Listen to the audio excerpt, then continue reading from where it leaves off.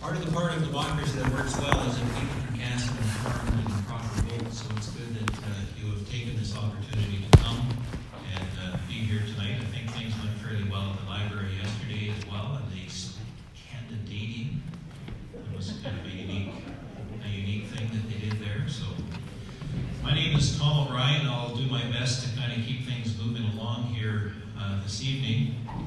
So the format will be this. The individuals that you see up there will have a chance to make some opening remarks. We will be taking questions from the floor. If you have questions, we'll just ask you to come to the center aisle there and maybe queue up. One question at a time. If you've got more than one question, you'll ask your first one. So what I tell people is, whatever your most burning question is, make that your first one, and then you can go to the back of the line and work your way through it again. I don't know how many people have questions, but I suspect that there's a few out there that want to ask some questions. The candidates themselves will have a couple of minutes to answer the question. The people with their phones that chime after the 2 minutes allotted, it seemed to work quite well the last time we did it, so we're going to try that again. The difference tonight is that if after all the candidates have answered, if they want to embellish or clear up or clarify or refute or rebut something that was previously said, they'll have another minute opportunity to do that. You can ask a question of any candidate. If you direct your question to a specific candidate, all four will have an opportunity to answer the question regardless of who you direct it to. If they wish, they don't have to, but if they wish, they can. We hope to be kind of wrapped up around 9 o'clock, and there will be an opportunity for the candidates to make some closing remarks before we leave here tonight. So maybe we'll just introduce the candidates to you. So at the far end of the table is Ron Matichuk, and then Penny Byer, Colleen Smook, and Ryan Brady. So those are our four candidates for mayor for our community. So we've just decided that they will make their opening remarks in an alphabetical fashion by last name, which means that Mr. Brady has the happy distinction of going first. So there's a microphone there. I believe is it on? It's on, so you can just start talking. Hello. Hi everyone, I'm Ryan Brady. I'm running for mayor, as you know, and it's my first time ever voting or getting into politics, really. And I think the reason for that is I wanted to be part of the change. I wanted to be the change that I wanted to see in our community, and I decided to run for mayor and see how it went, and learn everything in the process. And so far it's been a very interesting journey, and I hope to continue. Thank you. Thank you, Ryan. And then second will be Penny Byer. I think you set the tone by standing up, so I'll stand up as well. I'm running for mayor because I think Thompson has a very bright future. And I say that because when I moved here in '78, Thompson was just coming out of a very similar situation to what it is now. The mine had halved its workforce from 4,000 to roughly 2,000. It had closed 3 mines, I believe, or one was put on standby. And the stories that we were told when we moved here were that people were handing in the keys at the bank, saying, "Here, I'll give you $1, take over my mortgage." It was a really bad time. And yet, look at how Thompson grew and thrived in the intervening years. So we're in a bit of a difficult time now, there's no doubt about it. And I understand why people are upset and worried. But just, Thompson didn't have as much going for it back in the 70s as it does now. We were not the hub. We did not have a university. We did not have the medical services that we do now. We did not have the experienced people that we have now. They were all young and energetic, but they weren't of the wisdom age, if you will. And when you look around the room, the color of the hair will give you an indication of what I mean by that. I believe that it's important that we nurture our relationships moving forward, because it's the relationships that will help us in our economic growth. growth. It'll help the relationships that help us help the people who are less advantaged than some of us are. In particular, I think we have to really work with our neighboring communities on those matters that are of a provincial nature. The most recent thing to come up is the 911 service. And I think most of you know by now, Thompson's not the only one that has to go to the Brandon call center when we call 911. It's right across. So I propose that we have to meet with our First Nations communities, our Northern Association of Community Council communities, as well as our other municipalities, band together and lobby as a force, not just as one city. That's just one example. We also have to work with our service groups and our nonprofit organizations. There's organizations such as Peace and Prevention, Citizens on Patrol, that really need our help and support to be re-energized so that we can have more eyes and ears on the street to help the people that need help and to report incidents as they are happening rather than after. We need to work with our business community. Back when I was president of the Chamber of Commerce, the Gardewine was trying to get permission to get what they call Rocky Mountain doubles on the road, extra trailers. And actually, they didn't come to us at the Chamber at the time for any lobbying help because they didn't usually attend our meetings at the time. And it was at some breakfast in Winnipeg that I met up with him and we were talking about this. And I said, well, you know, we can lobby on your behalf as a chamber. And so we lobbied, the city was part of that, there was other groups that were part of that, and we got the Rocky Mountain doubles on the highway. So sometimes you don't know what the business needs are until you sit down and talk to your business community, and I propose that we need to do that more. I think it's also important that we engage our employees and residents much earlier in our budget process. I believe that employees should be, and residents should be consulted both at the beginning before we start our formal discussions, and then at the end to report back on what we saw, what we heard, and whether or not or why we can or cannot implement some of the things. We have to find a way to step up our infrastructure. Hey, time done? Time done. Oh, goodness, okay. You'll get the rest of it in closing remarks. Well, hopefully some of your other points will come out as we ask the questions here this evening. I guess number 3 is Ron Manichuk. So Ron, you're away. Okay, Thompson, I think 4 minutes. 4 minutes. So Okay. you start. My manager said eye contact is important, so we're going to do 1 minute of eye contact first. What do I have now here? My name is Ron Manichuk. I am running for mayor for the 3rd time. I ran also in 2006 and 2010. I've lived in Thompson for 47 years. I've raised 2 sons with my late wife Kim. My sons now have families of their own. I belong to a family tree that has 5 generations currently living in Thompson. I'm running for mayor because I'm a realist. I understand that we cannot continue at the status quo as my opponent's platforms, some of them anyways, suggest that they would. As mayor, I offer you transparency, leadership, and integrity. With my experience on city council, including past chair of public works and past chair of development review, I come to you prepared and ready.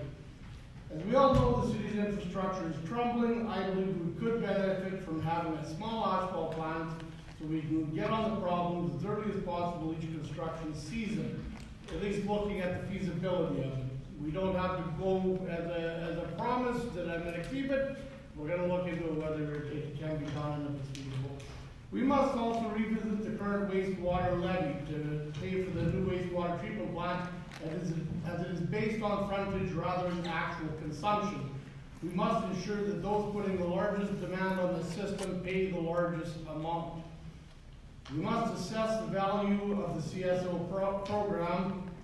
It does not appear that we are getting the desired effect as indicated by our public intoxication, vandalism, and crime. We need to look at programs like Citizens on Patrol that really appreciate the volunteers because it helps bring back community pride.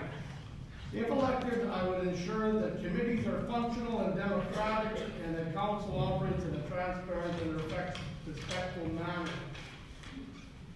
I would ensure that negotiations are truly negotiated. There was no negotiation and an approximate $10 million loss. We should demand that the province sit with us at the table along with an experienced negotiator. In the future, I will approach the GIL more prepared. I offer you my accountability and being more open and accountable to the public. I will look to find efficiencies with the money the city has as opposed to looking for ways to spend the money they don't have.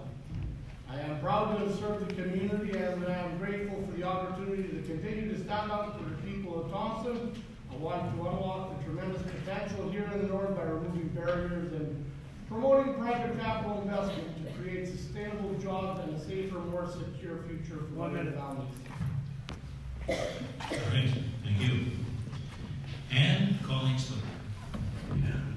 Good evening, folks, and yes, I am Stan. Anyway, I welcome all of you. It's great to see such a good turnout.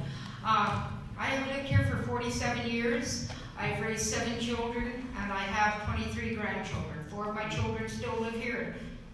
9 or 10 of the grandchildren kick around at any given time.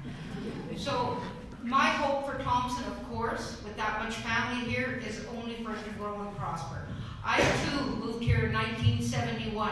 I have seen the doom and gloom and the talks, and that we've gone through the lows, and we always come out the other end on the highs. And this time is no different. Only, as Penny said, we are in a much better frame of mind. We have this whole area, we have tourism going for us now. We have the education, our University College of the North, that is so inclusive to our outlying community. Because really, Thompson is not 13,700 people. Thompson is 50,000 plus people with all the people that service our area. So if something happens that we do have a blip in the mind, we have other areas that we can look at. Basically, we have just, we've talked to the 2020 and we've come up with some great ideas to be in new businesses. Look at McDonald's, tore it down, built it back up, and we're starting. Thompson itself had over $160 million this year in building permits. Now, that's not bad for a doom and gloom city. And, you know, we've got great staff at the city, we've got great management at the city that we've got to protect and be there for, and they're there for us. You don't want to just put 9 of us up in front of you and have us run your city. We need the support of our staff, and we got to support our staff, and I'm all for that. So, as you go along tonight, I'll answer individual questions. I'm not going to do a whole platform right now. I'm sure you'll ask me the hard questions. If you don't get to them now, come and ask them after. Because I really think Thompson is just on the verge. You know, we've got new young guys in the city working for us, listening to everybody, and I'm always a believer. We've got to get back to listening to you. We've got to start having, basically, we've got to have some town hall meetings. We've got to get more family-oriented stuff. The violence and crime, we can't police ourselves out of it. We've got to find ways and means to work on this, and I believe it's all possible. Thank you.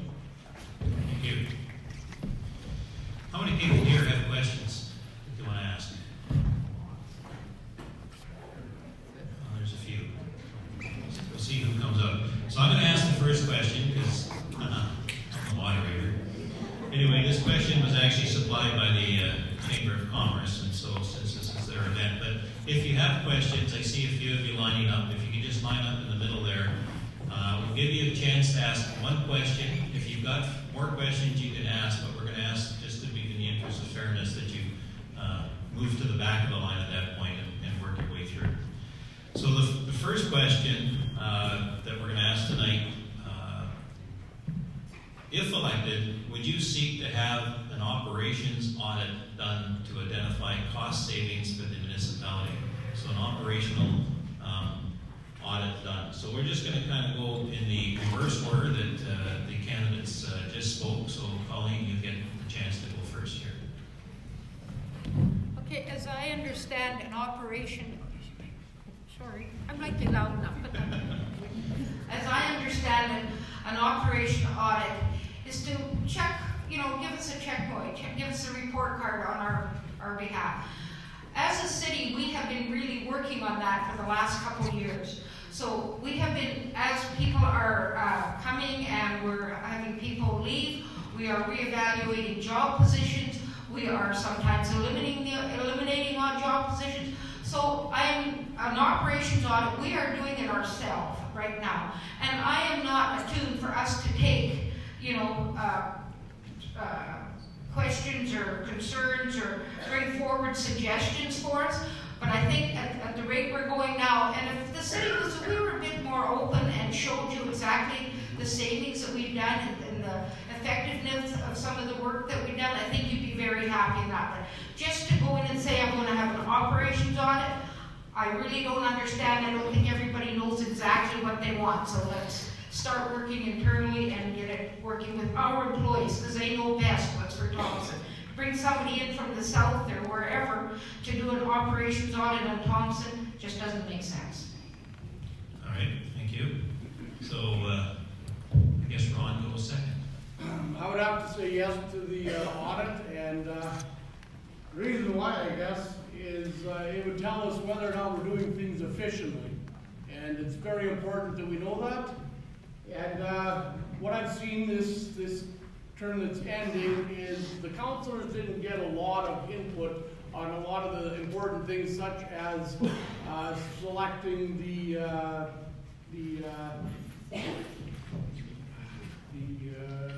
directors, which is very important. I don't know if they were even qualified to be the directors, so to know that it's done efficiently is very important. If it isn't, we change. If it is, we carry on, change slightly maybe. Okay. All right, and Benny, you're next. I would be open to it. I would be open to an efficiency audit being done by an organization that is familiar with municipalities and how they work and how the municipal act works, as long as it's a benchmarking process. But before I would consider an external audit, I would want to go to employees first. My experience, having worked at Valley and Inco for a number of years, is that when you want to find efficiencies and you want to find ways to save money, you go to your employees first because they know the process is the best. So, yes, I would, but only after the employees have been consulted first. And Ryan, your checks. I think an audit would be a good thing, and like the others stated, getting someone from down south I don't think would really be the best thing. But there's always ways to change and cut costs, and it doesn't mean just, getting rid of some employees or anything. Getting laid off sucks. I've had it happen to me just before my daughter was born. So, it's kind of a hard thing to do, but you can always save money in different areas, and then all that adds up eventually, right? So, I don't know, yeah, we should have an audit, but maybe start here, and like I said, ask the employees, but I don't know how many times I've ever been asked how to, make things better at work, right? I've never been asked, so I would like to see that more. I'd like that at the company I work at, because I have a few ideas that could help them. I like working there, so. But as for the rest of it, I'm not really sure. I don't know too much about it. I'm not going to claim that I do, but I'm sure I can come up with some ideas, and I would like to hear from other people how they think they would want to create a solution for such a thing. I think that would be important as well. Not just the city employees, but everyone has their own opinions and be heard, and who knows, maybe someone out here has the answer that we kind of need and want. Okay. Thank you. So as we said, once they've all answered, we'll give them a chance if they wish to say something more for a minute, and I saw Ron indicating, so Ron? I just want to agree with what they said with, yes, consulting the employees, but more than anything there would be practices and procedures that would be important, and what can we change? Okay. Anybody else? 23 candidates have anything further? So I see that there's a few people queued up, so we're just going to, Raj is going to help us out here. He'll get a microphone and then make sure that everybody can hear the question. Ron doesn't seem to need a microphone.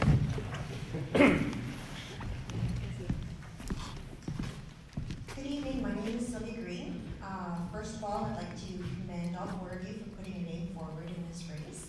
And I do have a question for each of you. My first question will be for Pauline. To date, you have voted in favor of all water rate increases. Since you live across the river and are not connected to the city water, why did you not abstain from these votes? Okay, so put the question to Colleen. So Colleen, The reason I didn't abstain is because I like nothing better than water across the river, so I'm hoping if they make enough money, I will get water across the river. As I also have family living in town, I have 3 children that pay water bills and that, so I do know the effects and that of the water. I am a citizen in Thompson. I do pay $12,000 plus taxes because I am in city limits, so that is one of the reasons that I wouldn't abstain to vote, because it is part of my area of my in town. So. Thank you. And Ryan, did you want to say anything about that question? Use the microphone if you do. You don't have to.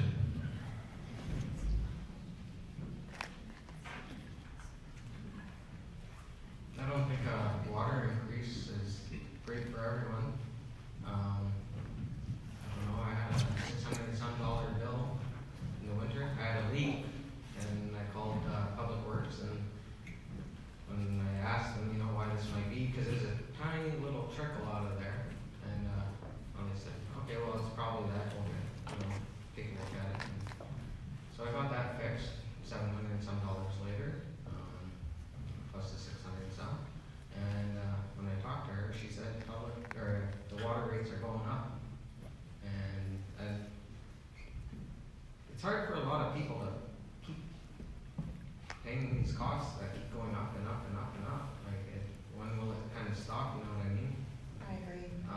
So with my family, we've basically been trying to save using water as much as possible. We don't buy it from any of ours. We collect our rainwater to use in our garden and to drink and stuff. The toilet, we don't flush it. If it's yellow, let it mellow. If it's brown, flush it down.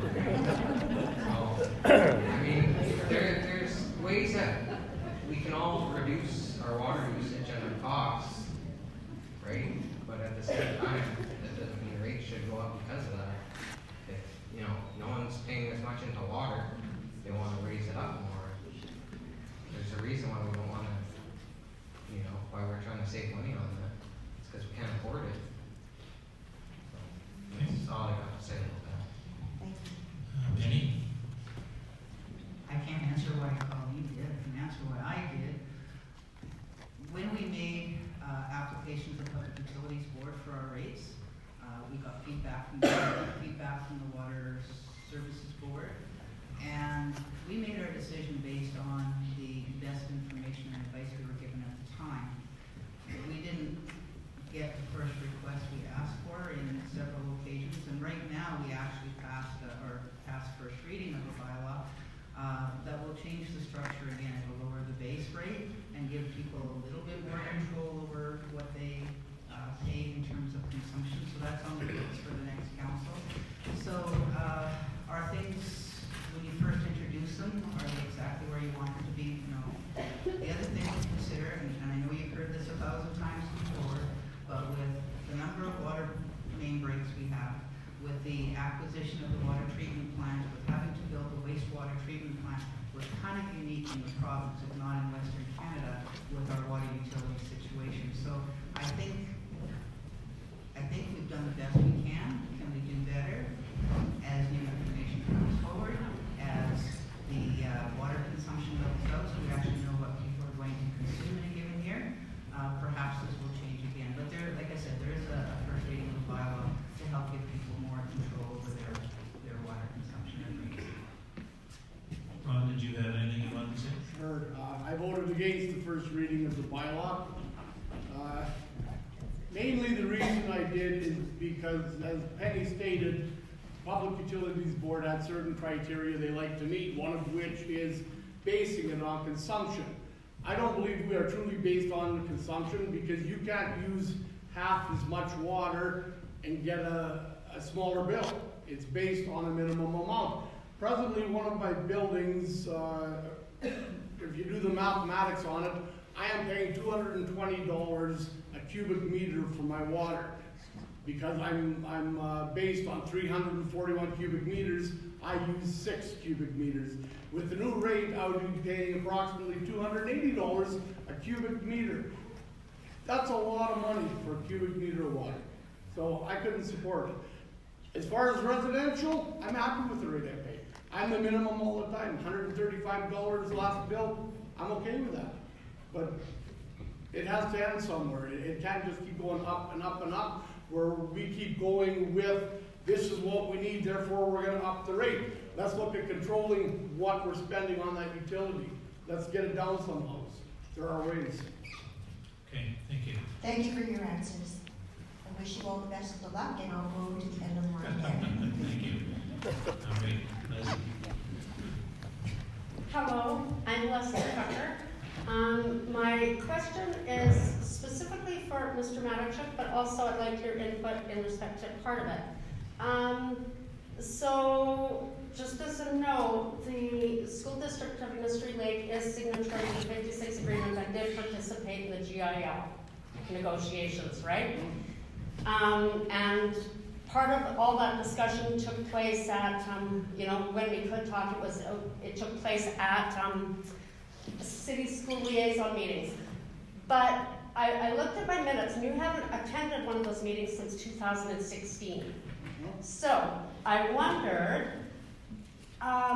both like in terms of your self-employment, you must be very busy, and I know there's like 2 other people for sure who are self-employed, but also your interest and your capacity for time to be mayor, and your interest in participating in that type of thing. Because I know that being self-employed means you have to work a lot, in a position of mayor, it's going to be 3 times as much time, I would imagine, or 4. I have no idea. It would be far busier than you are now. So does that make sense, my question? Sure. Well, to start with, if I'm committed, I show up. As far as what I have been committed to would be the things that I have chaired.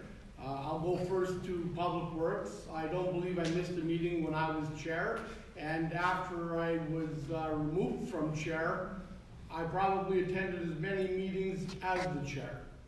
I believe my attendance while I was chair of Development Review was very similar. I believe I had Councilor Collada fill in for me. She was co-chair one time, and one thing I could not miss. So if I'm committed, I'm there. Okay. So then does that mean you're not committed to the school district? My interests aren't that great. I do not have children in school. My kids are nearing 40 years of age. The grandchildren, half of them are in school, half of them aren't. The ones that are in school, the majority go to the prep school. It's not the school district of Mystery Lake. Sure. Okay, maybe we'll give Colleen the next shot. Do you want to answer about attendance and your commitment to an ability to perform the duties of mayor? Yes, I believe my attendance basically speaks for itself. I have missed a couple of meetings and things, but in my commitment, this past year, when Mayor Fenske's been out, I have been deputy mayor, so I have added some responsibilities. I think I have missed one school liaison meeting because I do realize they are very important. The Grant and Lou committee that I was on, we were at the meeting, and I go to meetings of committees that I am not chair or co-chair of, just so that I know what's happening in the city, because I feel if you don't do that, you have to get a feel for all of the committees, especially if you want to know how the city is running, if you want to be able to answer our constituents. I have never walked out of the meeting because I've been upset over something. Basically, if I can't attend a council meeting, I do phone in.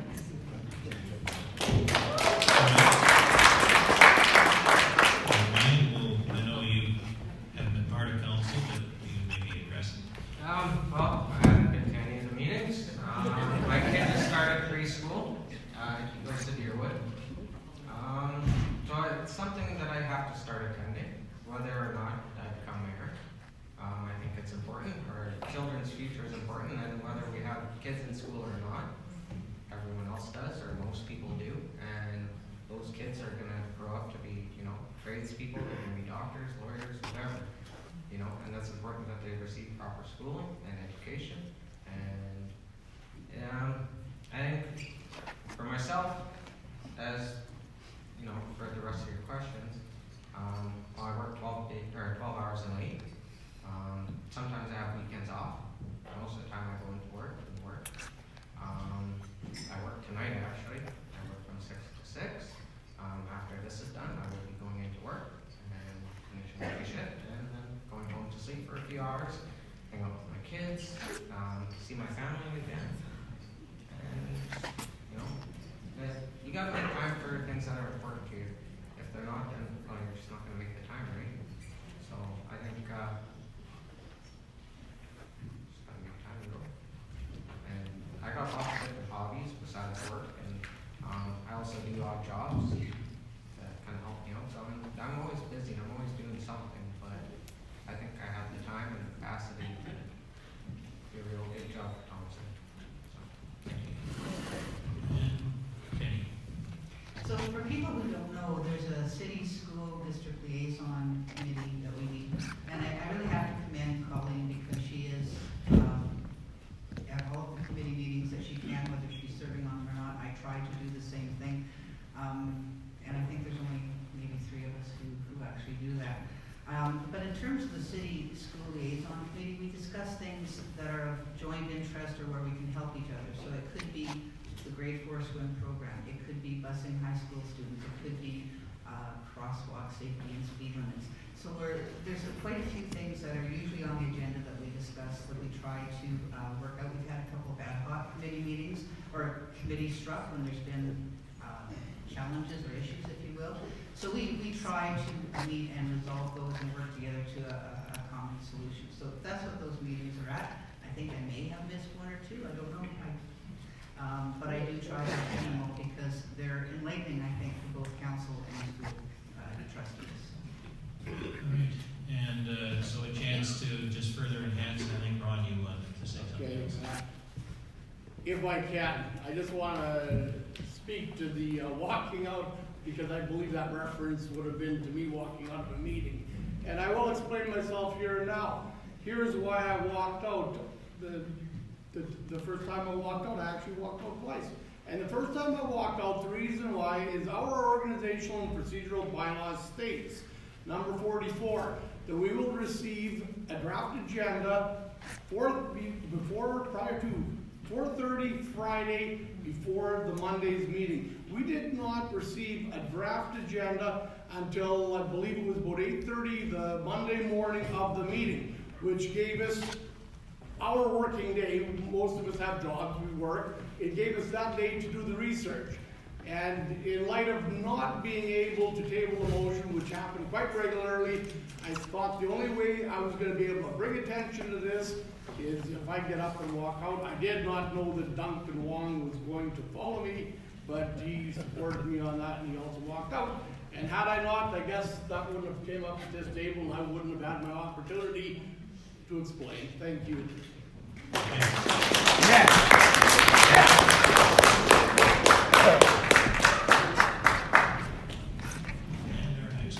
May I say something to that? Oh, yes, absolutely. Sorry.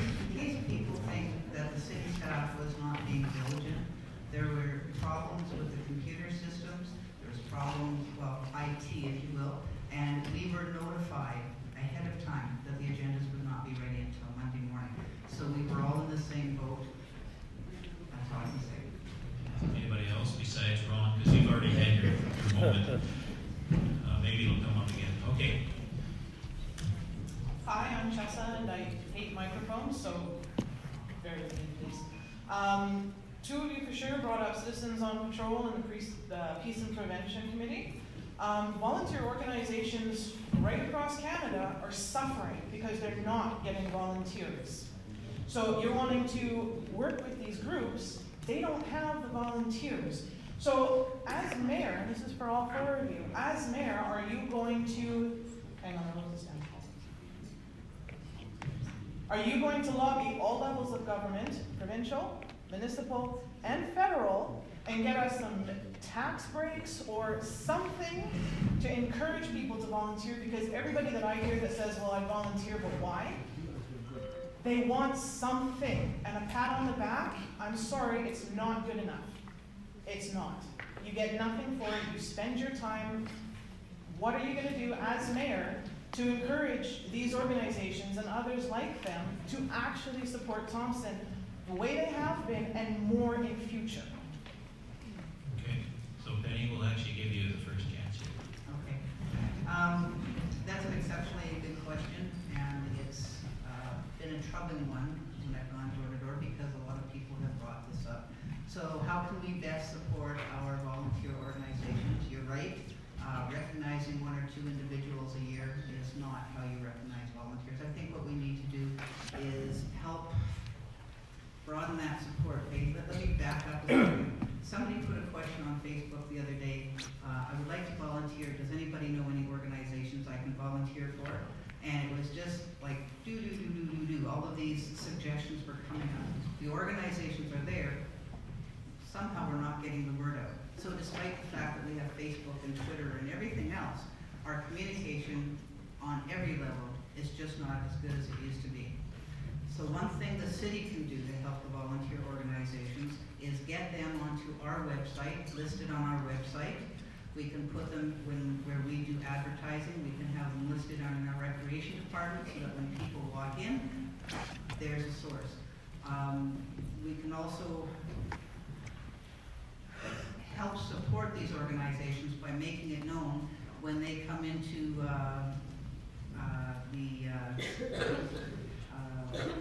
things like Leisure Mart and that sort of thing. First of all, I don't believe they should be charged for Leisure Mart. We're supposed to be trying to help them grow, but we help promote them in advance so that we're saying to people publicly, okay, these organizations are here, come and see them. Help them by advertising as well. That's one answer. Thank you. Brian will give you a chance to address this next. I know exactly where you're coming from with this. I created a neighborhood watch group, and it was me. There was people that were interested in it and helping me, patrol their streets and different areas, and it was just me. They didn't contact me further or anything like that. There's Peace and Prevention, and that's a great group. I haven't had a chance to go yet, but I walk around my neighborhood. I walk around everywhere in town. I don't drive. So me and my family are always walking around, and I think that's one of the best ways. Just walk around, have your vests on, and you're doing what you say you're doing, then people will follow. And if you go door to door and talk to them personally, and ask them, hey, would you be interested in patrolling your street every couple nights, or for a few hours, and go with a buddy or something instead of going by yourself, whatever. I think it's important. And when I decided to run for mayor, I wanted to give if I was elected, my salary to 3 years. It's like 29 something, right? And I would add a bit of my own to make it 30. So 10,000 to each group, right? 3 of them. And one of them would be groups like Peace and Prevention, Neighborhood Watch, stuff like that, because I believe it's important. My house, it has cameras on it, it has a large watchdog, all sorts of stuff. My neighbors, they had someone recently try to break into the house for you, and me and my wife were standing right there when this happened. But I think I would like to go, so just give me some information, I'll be there. Thank you. Thank you. Ron? As far as tax breaks go, I don't believe the city could do anything like that, the tax break.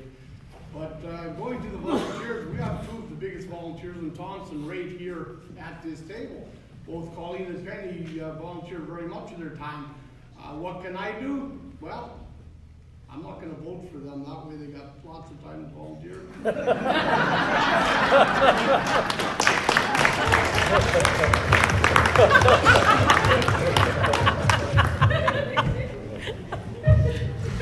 How do you come back to that? And it is the truth. Don't forget to vote. We had a meeting last week with the seniors. I think any of us that went to that, we expected we might get, as usual in Thompson, 10 to 15 people show up. the Army, Navy, Air Force building was full. And it was just a start. These folks are looking for things to do. Thing is, then we have all these kids in school that are getting in trouble or doing that. They need mentors. So we tune up, how we did in 1994 Winter Games, we took our seniors, we put them with the high school kids or the elementary school kids so that they basically worked with each other and they mentored each other. And it was a great thing. I could see that happening. With that meeting, I was so, I don't know, it just gave me excitement that day to think that we have, you know, we're forgetting, and I'm a senior too, but we're forgetting about us. You know, when I'm chasing around doing 200 things, you don't always think of yourself as a senior. But seniors are one of our biggest resources for volunteers. Our students and youth in the schools. When I did the breakfast program at Wapanuck for 6 years, those kids were showing up, and some of them, you know, supposedly weren't the cream of the crop. They were my best helpers, and they're my friends. I was asked to go to two of the kids' graduations this year. Those kids just need somebody to take them under their wing. Yes, you've got us that do know the ropes. The other day I had to feed 40 campers. I've actually done it twice.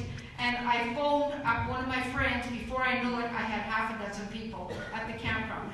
Yes, it will take organization, but our seniors are full of organization. So that's just the start of it. I could go on, but I've been cut off. Thank you. Do any of the candidates have anything further they'd like to say on this particular issue?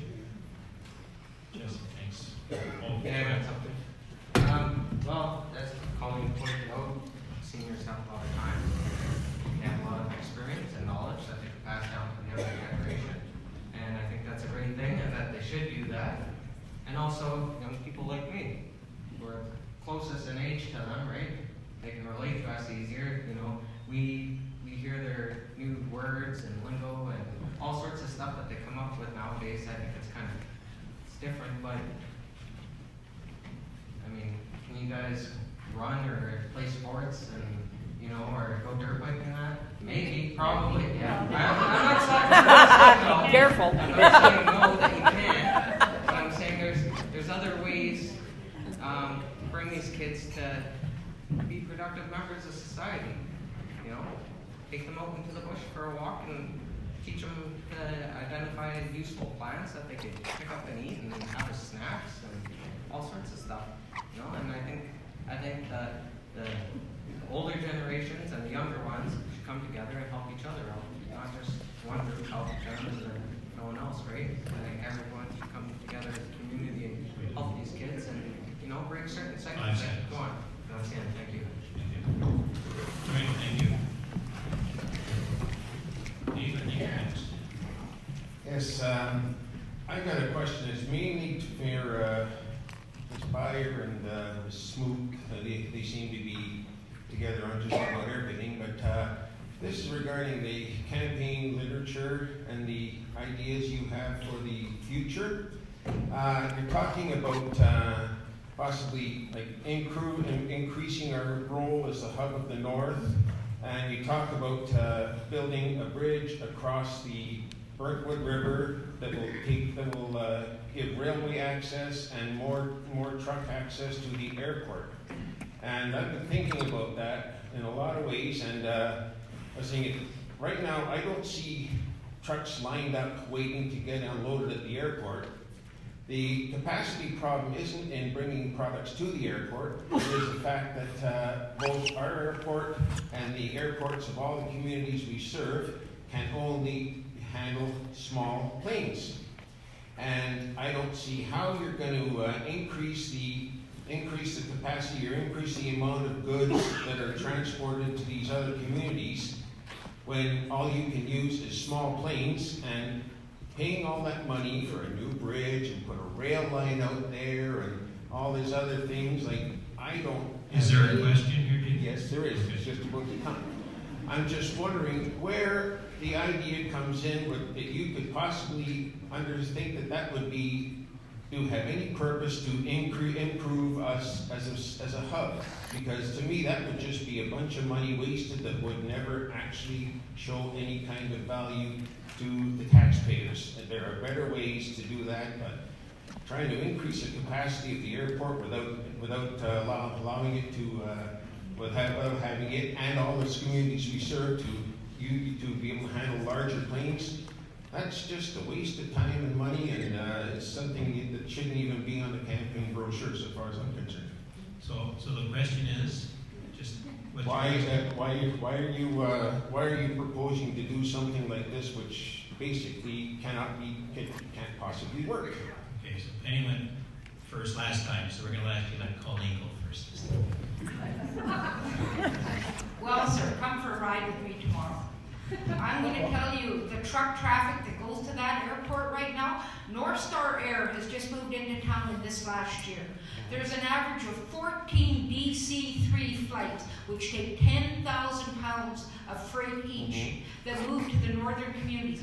Last year, they got a $23 million contract out of Thompson that they service, going out to Nunavut. This year, they picked up the High Arctic with another 28 million. That number might be a bit wrong, but it's up in that area. So the trucks that go across there, that's minor. That bridge, when we talk about likely building a bridge, now I haven't campaigned on that, but we have talked about that before at different committees and that, because when our bridge, if you remember a few years ago, we had an accident where people were killed in our bridge. You could not get ambulance service out to the airport. You could not get back in and forth, even get staff to the airport. Find the fact that we live on the other side, that was very minor. It was basically the tragedy and that. And the tragedy that could have happened if there was accidents north of us. You would have had to find helicopters to get people to the hospital and everything else. In my idea of building a bridge, an extra bridge, would be more maybe down by the hydro line. It would be sort of a one-lane thing. That there you could get your snowmobiles and ATVs off the bridge in the winter and that. It would be an access for them, but the opportunity would be there that if our bridge was closed, then the people would be able to get there. And that's all I'll say for now because my time's up, but you should come for a ride with me, please. Penny? Thank you, and I'm so glad you asked the question. The question had nothing to do with airports and increasing the goods that go up.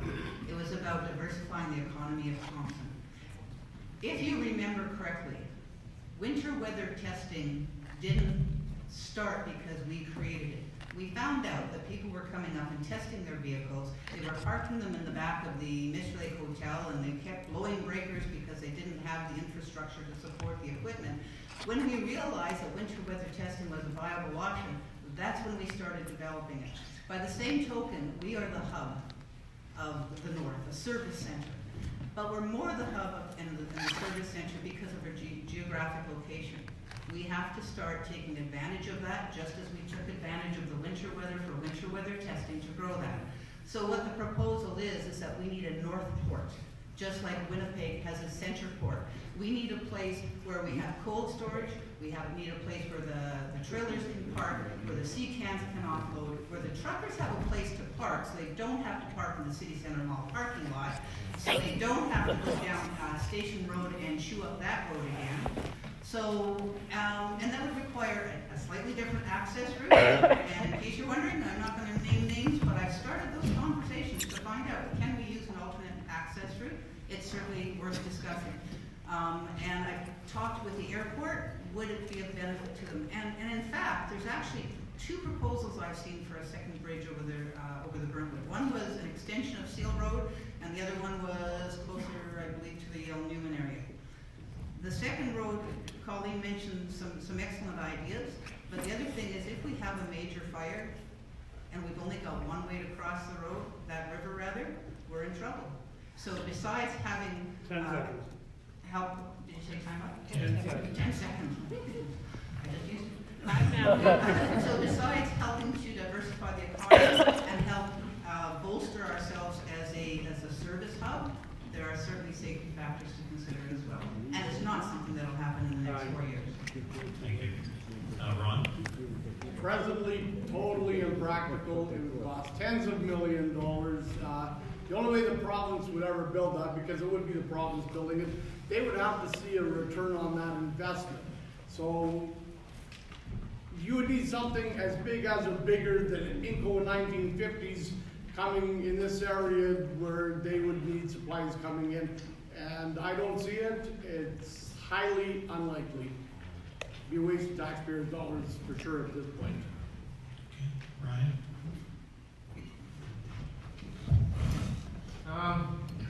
Well, I think everyone here has their points, including questions. And I agree with Ron on this.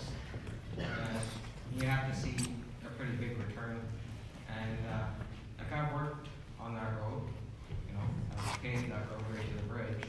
And they screwed that up, and you know, it's a lot higher than it should be. So that's kind of a waste of money right there.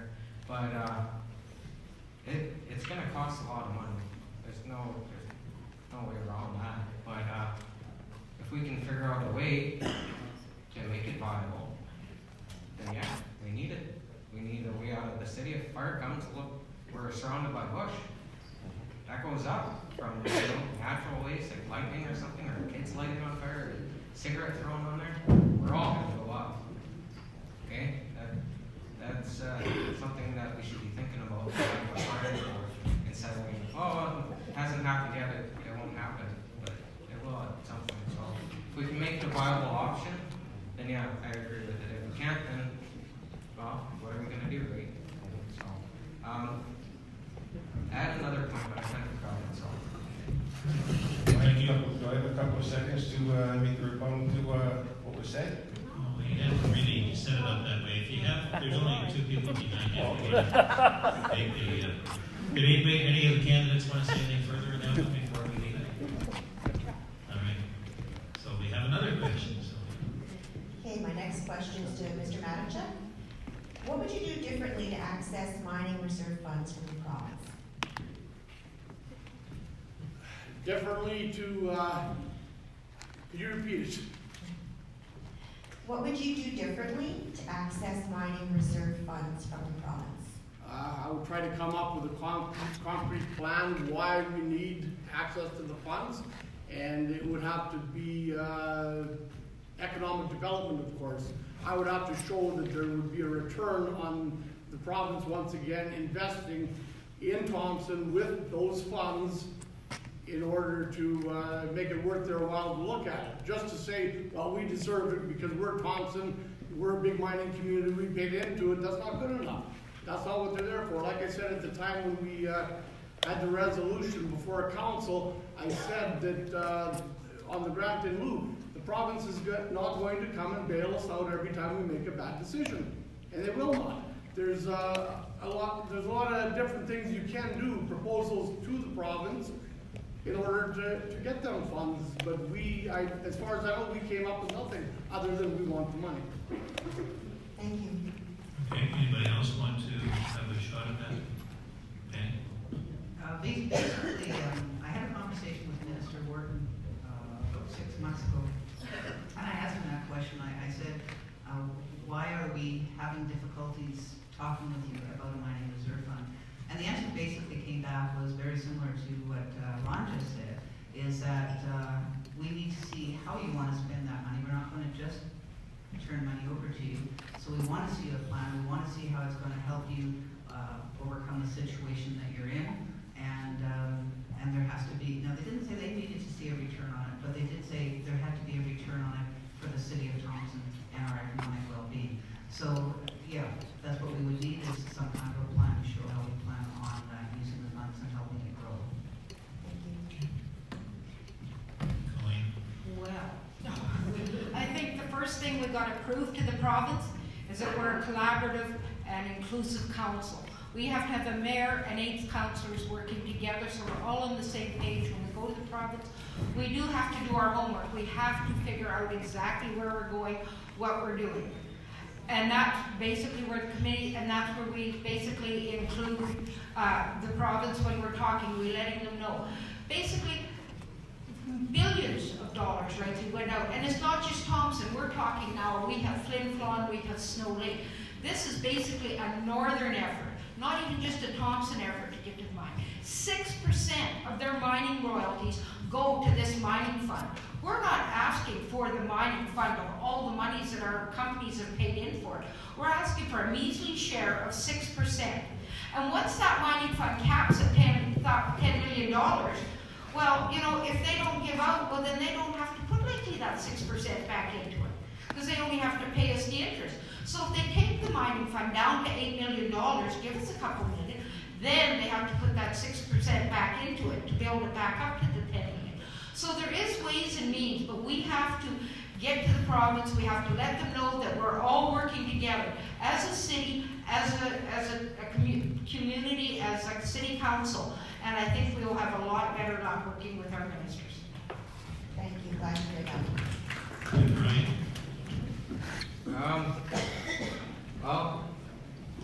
From what I've read in the Mining Fund Act or whatever, we're not ore depleted, right? We still have ore in the ground, so we can't really, from that point, we can't get it. As for the rest, I'm not really too sure. I haven't finished doing my research on it, but just from that part alone, we can't access that, right? So, I mean, and like they said, I kind of agree with Ron and Colin and all them. There's gotta be something for it. If we just take the money and then use it for whatever, what's gonna happen afterwards, right? The money will only go so far, you know, whether it's 2 million, 5 million, 10 million, whatever it is. It's only gonna go so far, and when it's gone, it's gone. You know, we gotta keep paying into it, right? So, I don't know, I just think maybe that's something that should be left alone for now until there's actually no ore in the ground. Maybe leave it until we actually desperately need it and have a plan to use it and to make it work for us and to be done efficiently and use it productively. I think you wanted to say something further. Yeah, I have to disagree with what Ryan said. With the economic downturn in Thompson, I believe we do qualify. We just have to have a good plan Okay. to access the funds.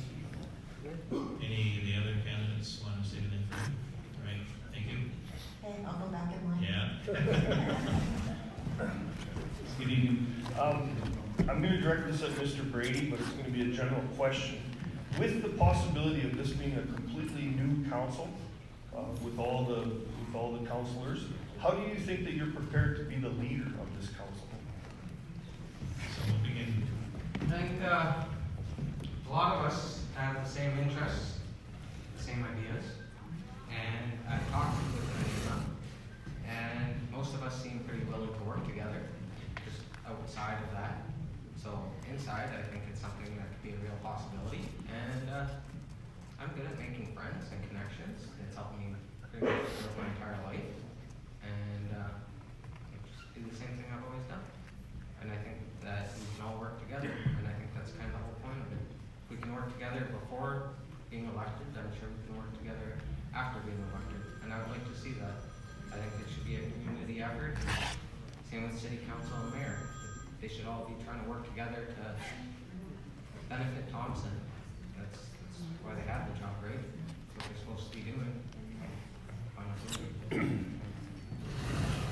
would you like to go next? Well, what I would do very early is I would work on the organizational procedural bylaw.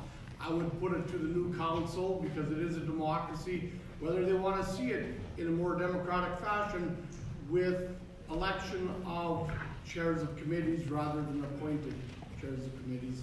There's no reason why they can't be elected. Simple show of hands, away we go. Okay. Any? I think whether it's an all-new council or you've got some old ones, leading a council is a challenge. I think what's important for any leader of a council is to try and get a sense of teamwork. You're not always going to have the same opinions. You're not always going to agree on things. But at the end of the day, you still have to respect each other. You still have to, if a vote doesn't go your way, basically you have to say, okay, it's done, what's next? And carry on. We have to develop that. Now, at the beginning of the term, there will be an orientation session. There'll be vision, strategy, strategic planning session. So there's going to be, and in this year in particular, it's going to be a very short learning curve, because normally we've started our budget process already. So by the time we get people elected, get them through orientation, get the swearing in done, okay, swearing at, whatever. People are going to have to be, for this term anyways, you're going to have to be prepared to spend some long hours on a very steep learning curve. And I think as a leader of a council, whether it's new or not, my role will be to help support them, help understand them. And yes, I'll have to rely on administration a lot for that. But that's part of their job, so I won't mind asking you for that, okay? But the material is there, the information is there, and I think it's important that we set the tone very early in the sessions, that we're here to work for the betterment of Thompson, for the good of the people. We're not here to push personal agendas. We're not here to allow to have personal grudge matches or anything else. We're here to be professional, emotionally mature people with the heart of Thompson in our hearts and our decisions.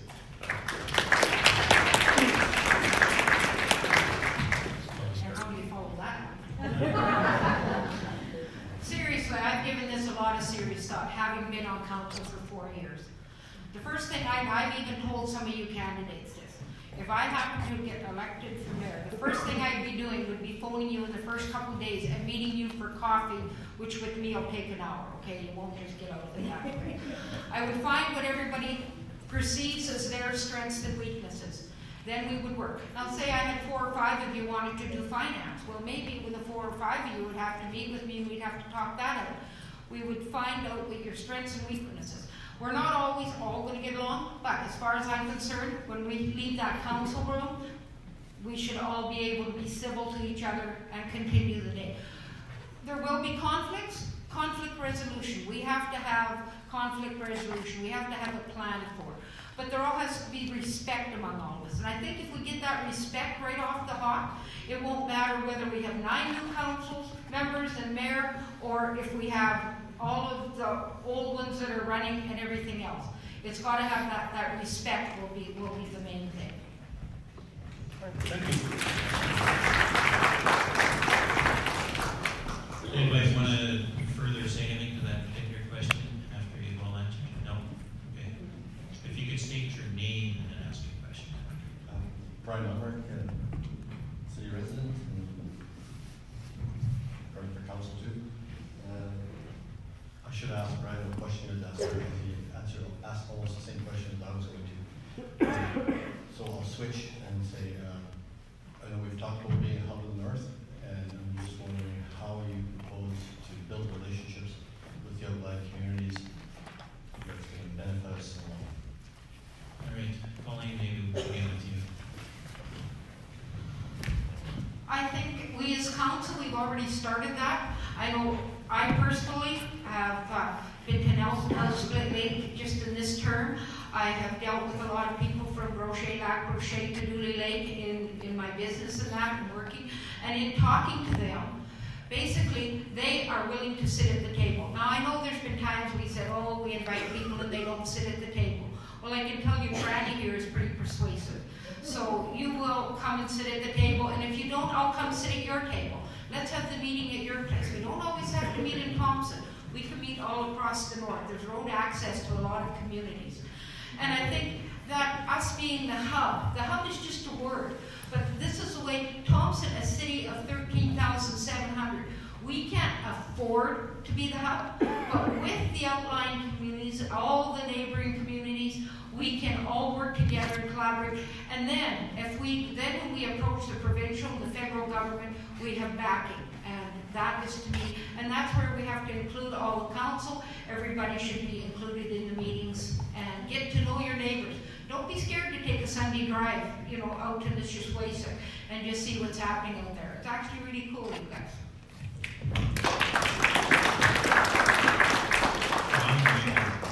I agree with what Colleen says. The relationships are already there, whether it's neighboring communities or our actual neighbors right here in Thompson. It exists, and we have to maintain it. It's what you do with neighbors, right? Okay. As far as the hub goes, there's many things we can do to enhance our being a hub. And I guess I could take this time to, I got 3 minutes, I believe, to explain. For one thing, Thompson could serve as a facility for the winter road system. The winter road system is getting shorter and shorter. They say due to global warming that it's shortened up by weeks already. Well, we can shave a day off of the travel to Winnipeg coming in and a day off going out. So you'd have the loads sitting here in Thompson waiting to head out on them supply lines. It's very similar to what was facing Inco when they came here in the 50s. They had to get the material in. Highways weren't here. The railway wasn't here. They found a way to get it in, and we got to find a way. Well, we got to jump on this because it's here and it's now. The winter road system is getting shorter, and we have to be the hub. We have to get in there. Okay, Brian, we'll go to you next. Well, since recent news, considering me, has come out about a month or so ago, I have had some very interesting and great experiences, and even before that I have. Okay, and I think we just kind of have to get on the same page, everyone, and address the issues that concern all of us, and including the outlying communities, and work together to fix those issues. And a few of them, I think we can do easily, and a few I think we cannot. It'll take time and it'll take effort, and but I believe it's something that can be done. And just kind of talk, hang out, get to know each other, go over for supper or something, basically do what people do when meeting people.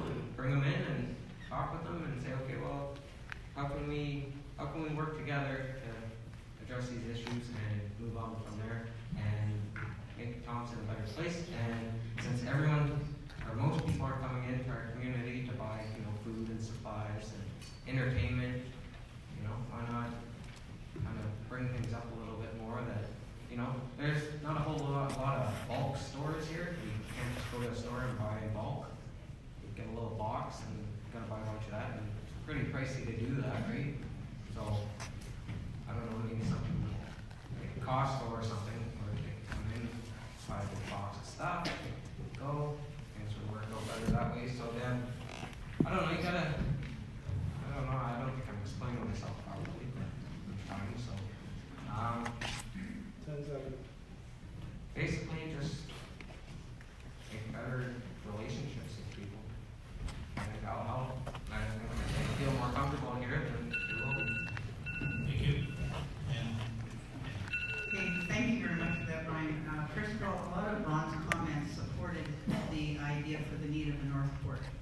If we have the cold storage here and the trucking facilities and everything else, then we've got our marshalling place to send out on those winter roads. And redevelopment of the brownfield area and the train station would be the ideal location. So that supports that. The second thing is, we already have some wonderful participation from NCM. Family Foods, the Urban Reserve, the gas station they're building, the cannabis store, for those who like the cannabis store idea. So I think we've already got relationships started, and I think for the most part they've been good. We've had some good relationships with Woboden. But years ago, I mentioned earlier about having to consult with or develop relationships with or collaborate with First Nations and NACC communities and other municipalities. Years ago, there used to be something called the Round Table, and primarily it was for the mayors at the time. But in my opinion, it can be expanded to be mayors, chiefs, whatever we have.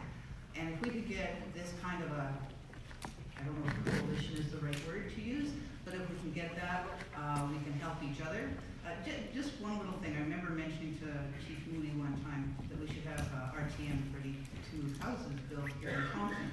And he says, well, we were thinking of that for Nelson House. And I said, great. It doesn't matter because if it's in Nelson House or Thompson, because either way, we're gonna be servicing each other and helping each other. So we have to have those conversations with our neighboring communities, and we have to make sure that we're not guilty of perimeteritis like Winnipeg is. So if something is good for Thompson, maybe it's better for Nelson House or Woodbine or Split Lake, and we have to acknowledge that and work together because ultimately it'll be good for all of us. Okay, thank you. Any further comments from the councillors on this question? All right, thanks. Thank you. Hello, my name is Leona Mayer. I've lived in Thompson for nearly 50 years. This is directed to all candidates. What is your opinion of the CSO, the Community Safety Officer Program, and why? And if the current provincial government withdraws their funding, would you support the city picking up the entire cost? All right, just trying to mix it up here. Ryan, maybe you can take that one first. So, I think they help. I don't think they're overly effective, but I think they do help. And I would like to see them kind of help out more, I guess. And if the province pulls their funding, and we want the city to be responsible. I'm asking you, would you support the city taking the To entire cost? be honest, I'm not sure. I can't give you an answer on that. I don't know. I'd have to kind of see more about it and go from there, I guess. So, I'm sorry if I was unable to answer your question properly. thank you. Jenny? One of the reasons for the CSO program was to free up the RCMP to work on the serious crimes, and they've done that successfully. We do not have the crystal meth problem that is in other communities and the drug. I'm not saying we have no problem, but the RCMP have done a marvelous job of working on the more serious crime issues, and that's because they've been freed up. I support the CSO program, absolutely. And in this room, there's probably some people who could tell you how wonderful they are, and there's some people who could tell you how not so wonderful they are. Because sometimes they're more effective than others, and sometimes people don't see the kind of response they'd like, and unfortunately, that's reality. Would I support it if the province pulled its funding? Yes, I would. I would want to try to find other sources of funding. There are other grants out there, foundations or whatever, so I would want to make sure we pursue all of those avenues first, but I would absolutely support CSO. The other thing, in discussion with people, I would want to take a serious look at the hours of the CSO's work, because a lot of the behaviors that people would like to have checked don't occur between either the daylight hours that they're working now. So that would be something we'd have to look at. Okay. Colleen, you can go next. Just because it's short. The CSOs, when that program first came to light, Thompson was the pilot project. And the province was right on board, gung-ho, giving us all kinds of dollars. After the first year, Thompson did this report of exactly what the CSOs did, how it did. We made a presentation at the Association of Manitoba Municipalities Convention. Everybody got on board. Other communities got on board. Then the government figured it was so good, well, if we liked it so much, maybe we should pay for half of it. That's just Colleen's opinion, okay? But to say, would I support the CSO? When I talk to the RCMP, they have definitely freed up time.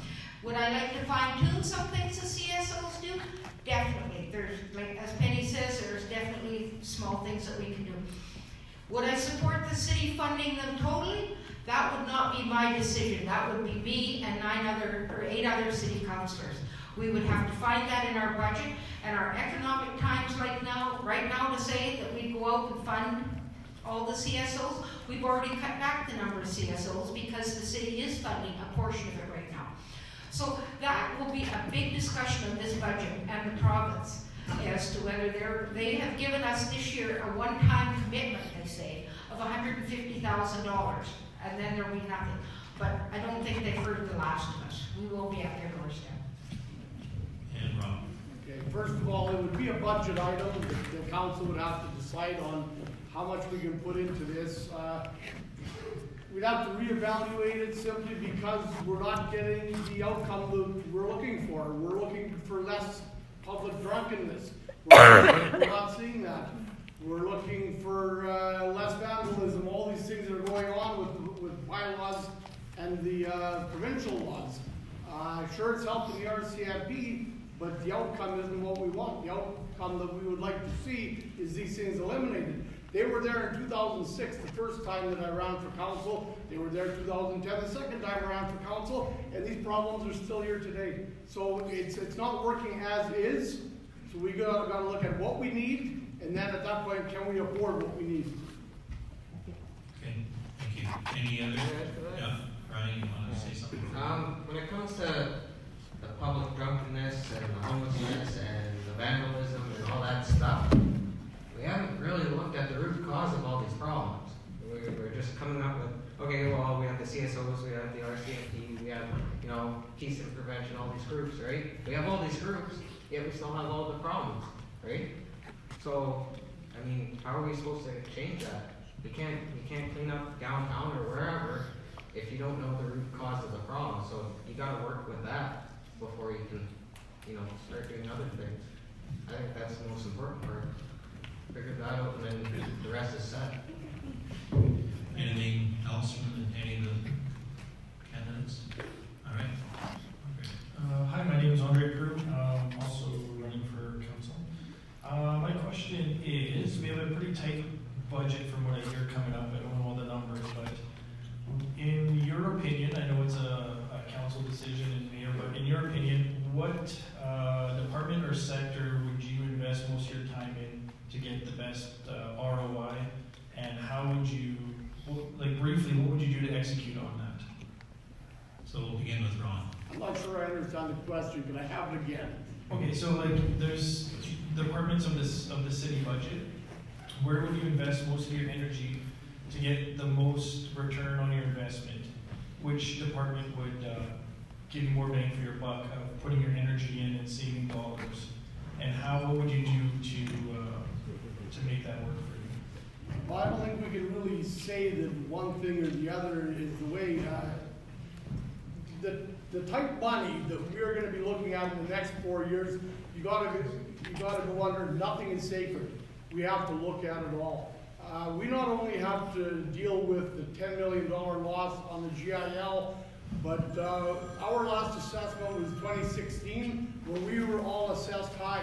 Therefore, we paid more money to the city on our assessed values. The next assessment, if things maintain where we're going, it's going to be a low assessment. That means the city will receive less. It'll be great for me and you as taxpayers. We'll be paying less, but with paying less, we're going to be receiving less. Thanks. Okay, Ryan?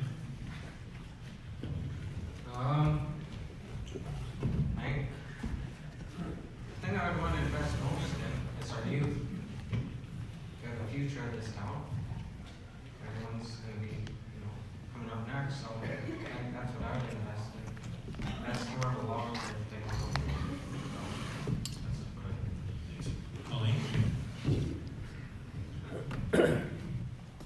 When you look at Thompson as a city of the whole, there's really not any one department that you can literally pick on. It all works in collaboration and they all meld together. That's where I think it's very important to get our employees' input into what the efficiencies in their departments could be. So we talk to them first, then it all comes to the group of us, and that's up to us then to make the hard decisions. If we see something then that can be cut, that's fine. And to pick one area, I really don't think we can at this time. But we can task our employees with coming and say, hey, you could end up losing something. Let you guys pick how you can do something better, come back to us, and then we'll talk from there. Thanks. Okay, and Penny? Choosing a department is difficult. I think the first thing I would like to do is to challenge our employees and find ways to pick a figure, 10%, 5%, to reduce reduce their own spending in their department by that much. We have to do the preliminary look at the budget to see what would really be required. Give our employees the chance to meet that challenge and see how they do. We have to we'll have to check the whole council, because some people will hold something sacred. We have to have those discussions. We have to understand. I think if there was one department, though, that I kind of want to protect a bit, it would have to be the recreation department. And here's why. When we were looking at our cuts last time, and we cut the summer program, people were so upset about that. Now, we could have charged more per day, and in talking with people, I said, instead of $2 a day, would you be willing to spend $10 a day? And the answer was unanimous, yes. So we need to have that knowledge gathering, that information from the public. And if it means we charge a little bit more in some areas, then I guess we do. If it means that we give fewer discounts for storage or meeting rooms or whatever, then I guess that's what we do. But we need to service the families and the youth and the seniors of this city. If they have no place to go, then that only furthers the feeling of depression and negativity and doom and gloom and everything else. So I think that's kind of where I would like to protect, but not at the expense of some basic services, right? Still gotta have your streets clean in the winter time. So. Okay, Ron? Yeah, I'd like to further explain the fiscal challenges where we are right now. With the loss of the $10 million with the grant in lieu from Valley, that $10 million is what we use to leverage money out of the provincial and federal governments. That $10 million can translate to $30 million less work we're doing on the streets, the sewers, and so on. And just one more thing to the camps. I voted against that budget. It didn't have to be cut. Okay. Just clarification, that grant was not $10 million a year. No, not It per was year. $10 million over the life of the agreement. It'll be All per right? term.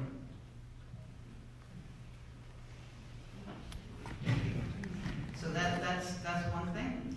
The other thing is, oh my goodness, the grant money was not, the GIL wasn't used to leverage money from anybody else. It was put directly into our operation. We never used that for leverage. I just want to make that clear. So it's not $10 million over in one term or per year. It's over the course of 4 years, or our term, and it was never used for leveraging dollars. Thanks, Brian, I think you wanted to say something further.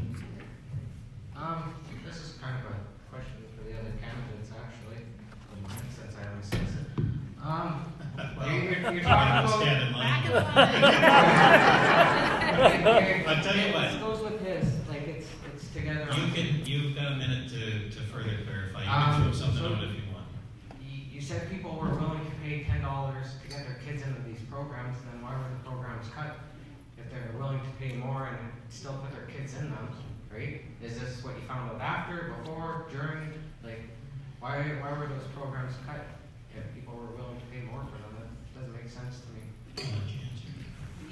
It's to all of you. We were all on council. Because the simple answer is, the question was not asked to the public beforehand. That is the simple answer. It was a discussion that took place in chambers without any consultation with the public. So why not? Well, okay, that's a bigger question, and we could probably spend 3 hours on that rather than so.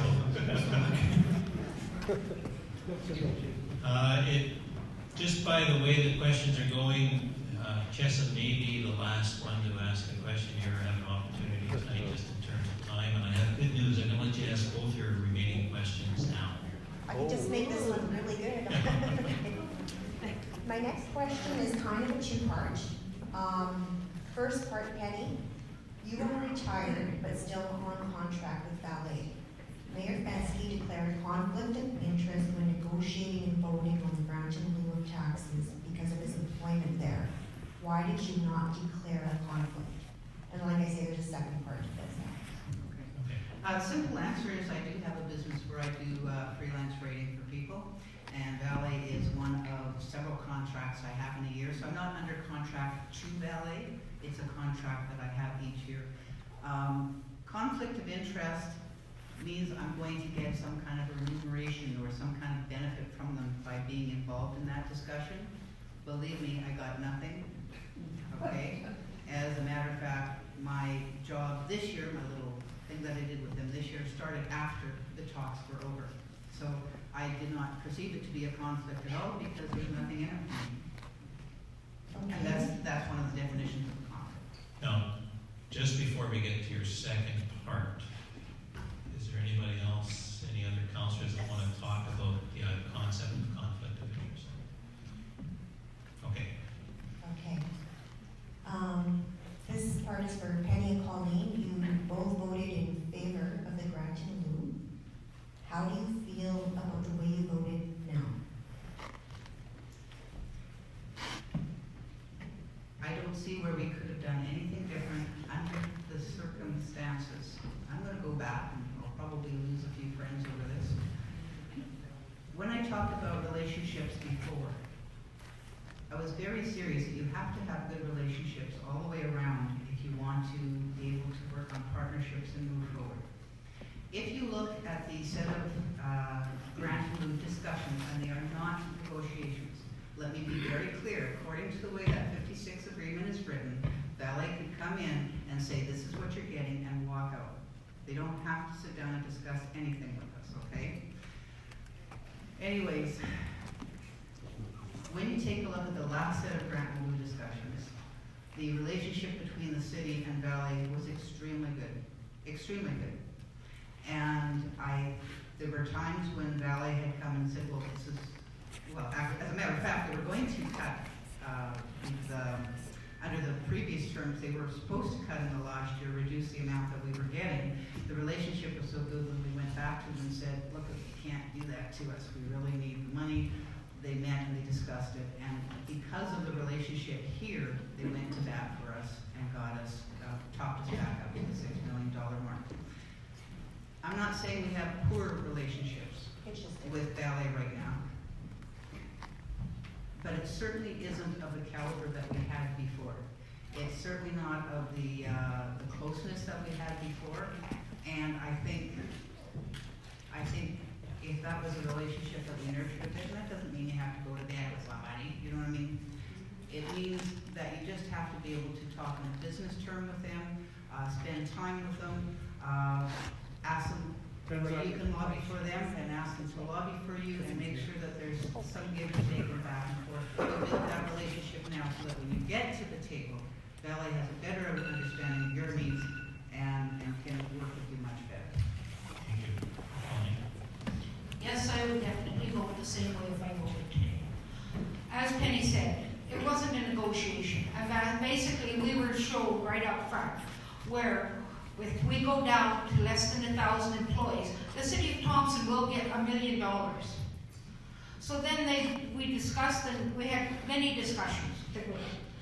So when it come down to that, we end up with basically $3.2 million this year.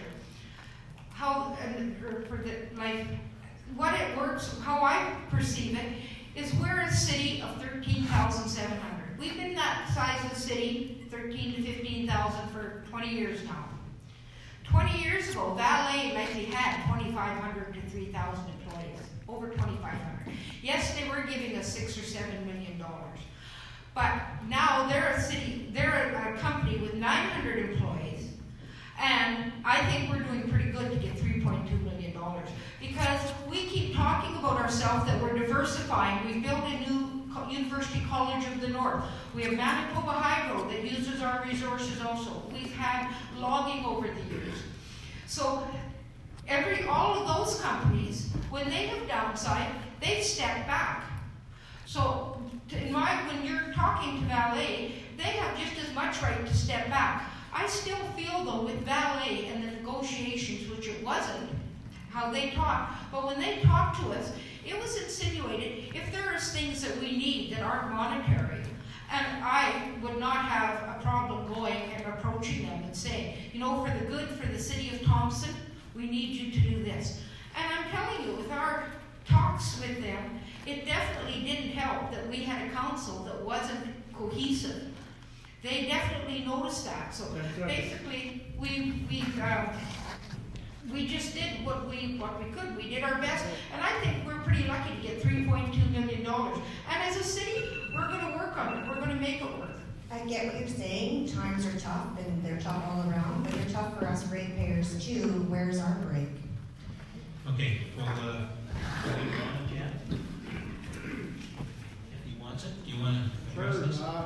We learned to negotiate when we were very young. It usually starts out with either I'm gonna get my way or I'm gonna hold my breath, Mom, and we should have let them hold their breath. Okay. And Ryan, I don't know if you want to address that or not. I don't know enough about it. I'll pass on it. Thank you. Thank you all for your answers, and thank you, Mr. Matichak, for voting against it.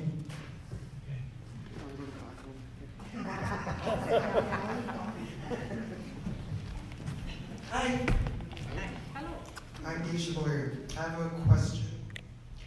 So, as the executive director of this Friendship Center, and I've been listening to, a lot of business questions, GIL, that kind of stuff, mine's a little different. I'd like to know, I've been listening to the candidates talk, and it seems, not just mayor, but the city council, it seems that there's a lack of knowledge on a lot of the nonprofit organizations and groups in our city. Should you be successful, you become one of the main advocates for the city of Thompson. How do you plan on supporting nonprofits and engaging with them so that you're better aware of what programs and services are being offered in the community so that you're better able to advocate on our behalf? Okay, so maybe we'll just start at the far end and work this Okay, out. I gotta repeat what I said a while back, is nothing is sacred, but the way we do things, we do send letters of support to different levels of government when nonprofits are looking for support, and that actually helps the nonprofits to receive funding in many circumstances, and we would continue to do that based on what's in front of us, of course, on the proposal in front of us, what they're looking for and what we can help with. Penny? So advocacy is more than just letter writing. I think you have to take time to visit with the organizations, find out what their mandates are, find out what their struggles are, find out where their strengths are. Sometimes you can serve a purpose by getting groups together. Sometimes you just need that letter of support. Sometimes they need to have your voice heard in the province on their behalf or the federal government. So I think it starts with taking the time to make sure you have a much better understanding of the nonprofit organizations and how they work. It doesn't mean you have to go to all of their meetings, but it does mean you have to take time and really understand what their purpose is and what their struggles are so that you can help.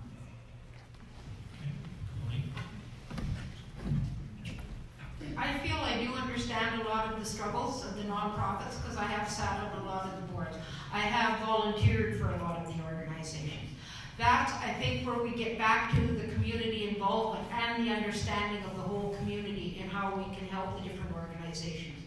So I definitely would continue to lobby for dollars for the organizations, but like you say, Dee, if we don't know what we're doing, we do have to get involved, and I haven't managed to stay off the Mongolian I've noticed. It's one of the few not on the back of my resume. No, seriously, folks, it is a serious situation, and we do need this building and this room. People don't know half the story. You should listen to Dee's presentation when you got 3 hours. Okay, she is passionate. She has done so much work for this city, for our elders. Even we talk about, the Walking at Breakfast program, the people that are involved, like our own Thompson Fire and Emergency Services years ago. I went to Ian Thompson at the time and said, hey, we could use help there. There's still, to this day, 8 or 9 years later, Thompson firefighters and the RCMP that cook breakfast for the kids of Wapana. So we, as a city, have to support our employees. We have to support the different organizations. But it's also up to you guys to make sure you come and call us out when we're not supporting you. Not saying it always has to be financial support. support and finding volunteers for each other. And I think that's where the seniors group is really going to start to take off, and we are going to have more volunteers in the system to help.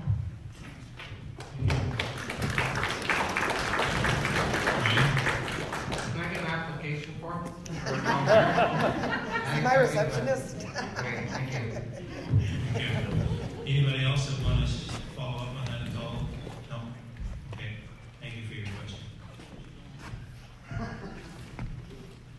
Gotta make it count now. Oh, but mine's a little bit more lighthearted. Okay. Mr. Matichak, you have the asphalt plant, that's right, Asphalt? I think we should look into the feasibility of purchasing an asphalt plant. We Yeah. want, the city of Thompson wants owned one. Oh, we did, okay, well, anyways, I would like to hear from each of you on the spot, and you can't use the asphalt plant, something different, something new, an industry, a business, something that benefits Thompson and the outlying communities, Churchill, the Paw, Flin Flon, asphalt plant would benefit all of them. Something for Thompson, and again, I'm sorry, you can't And use a the new asphalt asphalt plant. plant doesn't qualify, okay. No, it's on your paper, you can't use it, sorry. Okay. Okay, we'll start with you on that. Well, as I mentioned earlier about the winter road season shortening up, if we had a staging area here where we could be prepared, first of all, most of what goes on through Thompson, we don't see. Right now, we have a mega project in our backyard called Kiosk. You don't see Thompson equipment, the contractors going out there nearly as much as the ones from down south. Just go hang out for a while by Mark's Work Warehouse before the new liquor store foundation was put in, and there was people going through steady. It's an everyday occurrence. Very little came out of Thompson. We have to show that we are the hub of the north, and we have to promote our own businesses. It didn't happen with Kiosk. There's nobody, as far as I know, at the table demanding that people in Thompson get their share. So, a promotion business. A staging area where we can get a head start. Okay, Colleen? I think Thompson's, people don't realize just what's in Thompson. I'm going to go back, and even though it's been an existing business here for a year, North Star Air, that is included the Guardvine, the trucking companies, just the number of trucks that come up on the highways that service them. Now you want to include the north. So the first group of companies, they go to all the communities, God's Lake Narrows, God's River, all the down these up to north, Lac Brochet, Cadouli, Churchill, they service that whole area.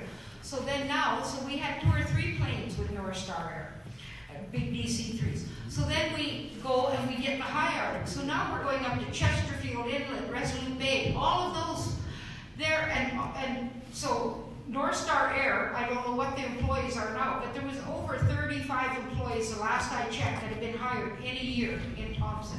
It's things like that. Wings over Kississing is another small airline that was 2 or 3 float planes sitting down there fine. Now we have King Air's flying. They're flying the lawyers all around to the different communities to do court cases. They fly out to all the fishing lodges, and I just happen to expedite for some of the fishing lodges. So I've managed to garner that a lot of the guests for the fishing lodges, they come in here on Comair or however. They spend nights in the hotels in Thompson, shop at Mark's Work Warehouse for their clothes because they don't realize how cold it is here, and they're going colder. But that's where we already have the businesses. We have the Guardvines, we have Manitoulin, we have the businesses here that are slowly growing. Tourism, I know lots of people here don't like our wolves. Well, I'm telling you, my tourists like your wolves, and I've had 120 of them through in the last 3 weeks. We got to talk, we got to do tourism. We've already got tourism, we just got to, we don't have to start new. We start with what we have, and we appreciate it, and we start expanding from that way. Sorry, I have 2 more, but we'll talk. Brian, how about you? Can you ask the question again? Sorry, I was getting distracted with everyone else in there. I'm looking for something new, something that Thompson doesn't have, not necessarily completely brand new, that would create jobs, encourage the hub of the north mentality, and include the other northern communities to strengthen our position as Community gardens. Any had an idea for it? I've had an idea for it, Jeff Thompson has had an idea for it. I think it's something that would make our community a lot better, make it more beautiful. You know, people can grow their own food. It's also something that we can do in the north, and that outlying communities can also do, and it helps everyone involved with it. It provides a local product, right? You can make all sorts of other products from it and stuff. You know, we have lots of available green space that we can turn into these community gardens, so every area has one, right? And I like our wolves, but, you know, I've also heard different guides, like fishing guides and bear guides and stuff like that, tell me what their customers think of when they come into Thompson and what they see downtown and their culture shock. They've never experienced something like that, right? You know, most people haven't until they come here to other communities, and they say that they don't want to come back. That's a problem. That's money that's not coming back to our community with the tourism. So we've got to figure out a way to fix that, so people will actually want to keep coming back. For me, I come back almost every year, every summer, since I was a kid, when I moved away. I like living here, so, and I'm used to it, but I do think it needs to change downtown, and just everywhere around Thompson, make it a more inviting place. And Penny. New businesses. So it wasn't just community gardens I was referring to, it was commercial greenhouses. Churchill has a wonderful program going with their sea cans where they're supplying the community with fresh vegetables all year round because of their project. We could certainly do something like that, whether it's entrepreneurial or not. There's cottage crafts, I mentioned ready-to-move homes, other commercial agriculture, big box stores. We've got our Yale Newman area now. It's within our city boundaries and everything. Let's attract the big box stores because people have talked before about not having enough shopping interest. We talk about tourism, and we always talk about I don't know, wolves or fishing or things like that. Not all of our tourists are from the States or from other provinces. Most of our tourists, most of our visitors are from Norway House, Nelson House, Split Lake, Snow Lake, Wagoda. And what do we have for those visitors when they come here? We've got one theater that's getting kind of old, one bowling alley, a whole bunch of pizza places to eat, and you know, there's not a lot for them to do. If we could bolster our services and amenities for the visitors within this 55,000 service area that we have, make our neighboring communities feel more welcome here with more things to do, I think that would be awesome. So in terms of entertainment, there's people who have tried different things and maybe they need a little bit more support, a little bit more business mentoring to make it work. And I'll just leave that there. I mentioned the ready-to-move homes already. I guess that's, well, those are some of them. But again, I want to just come back home to the North Court. As Ron calls it a staging area, I call it the North Court. Because we need more than just a staging area, we need the cold storage and everything else if we're going to service the North. All right, Ron, you wanted to say something? Okay, I noticed both Ryan and Penny mentioned the community gardens. Thompson actually did try that at one time. It's a couple decades ago. They tried it along Burntwood Road behind Confederation. Most people don't remember this, but I have found a few that do and that were active in it. I'm not sure what the outcome was, why they decided to discontinue it, but it did exist at one time. Okay.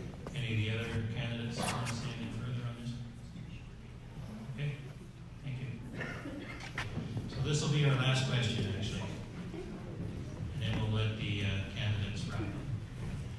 Hi, my name is Dallas. I've lived in Thompson here for almost, well, it's going to be 60 years.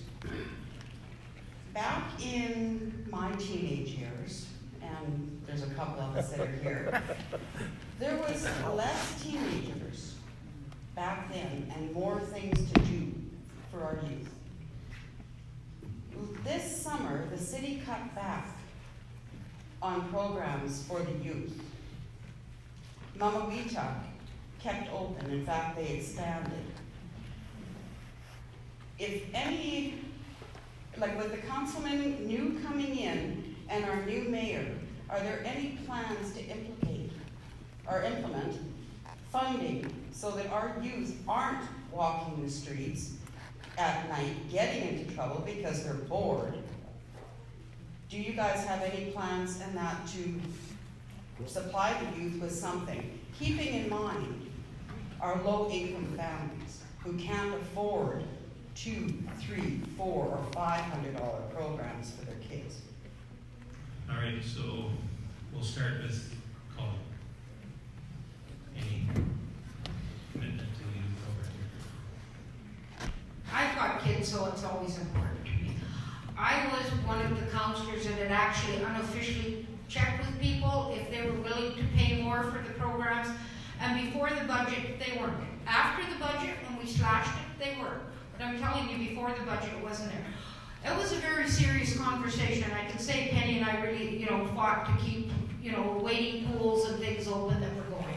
And we have ideas, but when we did talk, one of the things that we had talked with the director at the time is that if we were cutting our city programs because we just couldn't afford them, we were going to let people like the Mama We Tuck, the Boys and Girls Club, any other church groups that were Midway Bible Camp and that, we would give, if nothing else, moral support and that so that they could expand their programs to accept some more.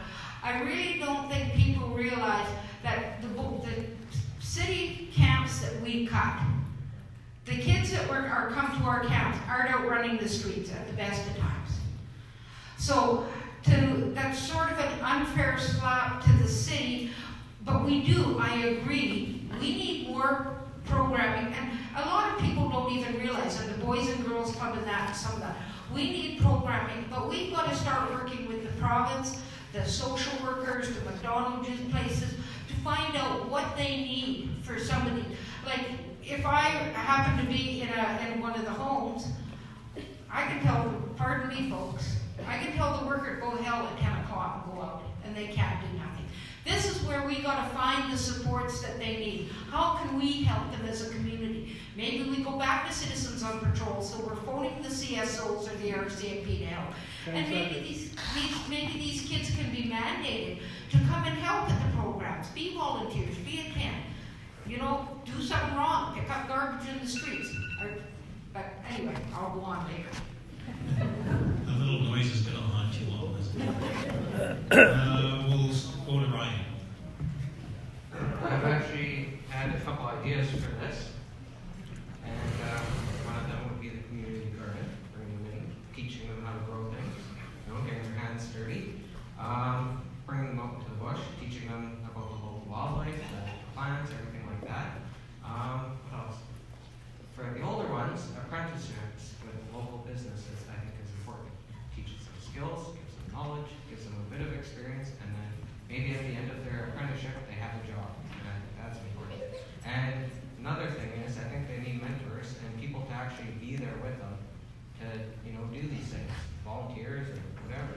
And that's something that I'd be willing to do, even with my busy schedule, because I do it with my kids anyways. I do all sorts of different things. Why not take other people's kids out that don't have that choice? They don't have that $5 or $10 or whatever it is per day to go into a program. Why not just do it for free? Help them out, right? And that's something that I'd be willing to do. I just think that would be a good thing to do. All sorts of people get their kids in. Penny? Several years ago, I attended a conference called the TAG Conference, and TAG stood for Talented and Gifted, and it was about youth at risk. The number one comment that repeatedly came out is that there's not enough things for kids at risk to do. Not enough affordable things, not enough structured things. I thought about this, so how do we provide more affordable and structured things for youth to do? Well, quite often the city is asked to, and like what could we as a city do that might go? Quite often the city is asked, can we have a rental reduction on the Mary Vinsky boardroom, for instance? Can we have free storage for our gym equipment? We're asked for these things, and we negotiate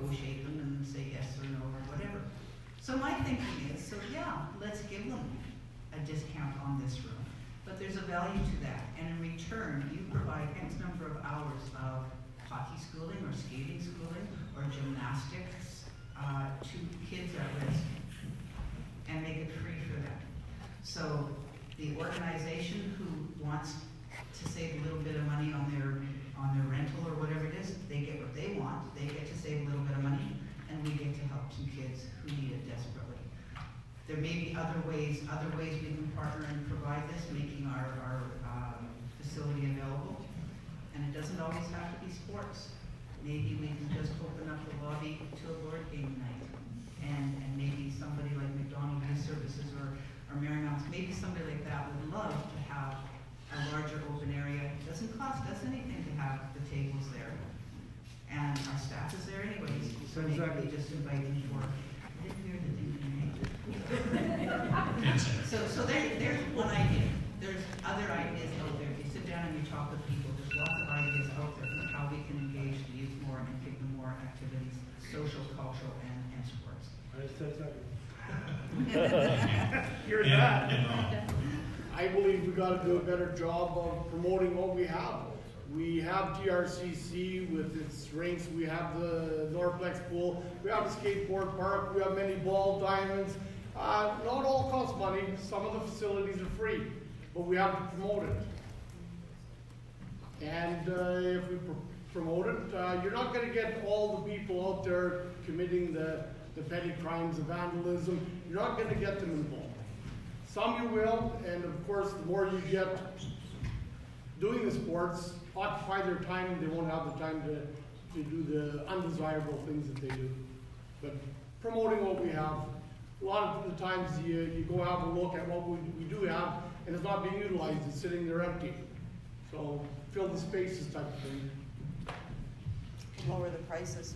Well, possibly. Before we leave this question to any other councilors and councilors. Alice, thank you very much for your question. So we're going to give the candidates here a chance to wrap this up and to end with some closing comments. 3 minutes. Plenty of time. So we started in alphabetical order, so we'll end in alphabetical order, but we'll go the opposite way this time. So it'll be Colleen, Ron, Eddie, and then we'll end with Ryan. So Colleen, your first closing remarks. When he first told me I was going to have 4 minutes, I said, oh, how am I going to fill 4 minutes? Well, I think I forgot to ask a lot of questions. Anyway, we've always said climate and location. That's our biggest challenge, but it's also opportunity for us. So we've got to expand on that with our cold weather testing. Let's improve. We talk about all the things that we want our kids and that to do. It's called entrepreneurship. Get out there and take a chance, start a business, work your backsides off, all kinds of hours. But you know, into that end, the city has a financial assistance program. You can come and get money to build a new building and help you start up that business. If you want to renovate a business, come to the city. We have a financial assistant. We have great people there that can walk you through it. Another thing you guys forgot to ask me about the Birdwood Trailer Court, and I was ready for you. And here you missed it. The Birdwood Trailer Court is definitely, when I ran for mayor unsuccessfully the first time, which I'm glad I didn't get because then I have 4 years on council now that's given me all this experience, right? So the Birdwood Trailer Court, we have committed dollars the last few years. There is money going into drainage. Somebody asked me if I would commit to paving the trailer court because, you know, a few years ago we did work on the road and it's falling apart. Not on the paved road. And I said, why would I pave the trailer court if what I did 3 years ago was falling apart? I will commit to putting money in that trailer court until we get the trailer court right. The last few years we've done work on the drainage and we will continue that. And possibly we have to meet with the residents and see maybe there is something we can expand within the budget, folks. Another thing that we really didn't touch on much today, and I really think it's important to know that Thompson is part of the Truth and Reconciliation. And as long as we don't address that and we don't all become part of it, we can't talk that we're a community of 60,000 people. We have to address the issues until we start, and the city has been working on that, and people in different groups have been working on that. But until we actually really understand, maybe we need a community forum forum. I know we've had forums and that, but maybe we need what we call down to earth, just everybody coming together without presenters and talking about it. Because until we understand that, we're not going to fix our downtown problem. If we call it a problem, I work with lots of those people downtown. They're guides, they're fishermen, they're cooks in the camps and that. They don't want to be here any more than I do. I can just hear the 4 minutes come up. I had a lady one day come to me a few weeks ago. She come up to me. She was pretty inebriated. She said, "Miss Spook, what are you going to do about this?" And I says, "About what?" "Oh, all these people downtown." I said, "Well, you know, you're a little bit part of the problem." And she says, see, I knew. So here, you know, 5 seconds. Until we start including downtown, we can talk all we want in the umbrellas and above them. But let's start including these people and figuring out what we need to do with them to get them home or to make Thompson their home and that they can enjoy. Thank you. So I have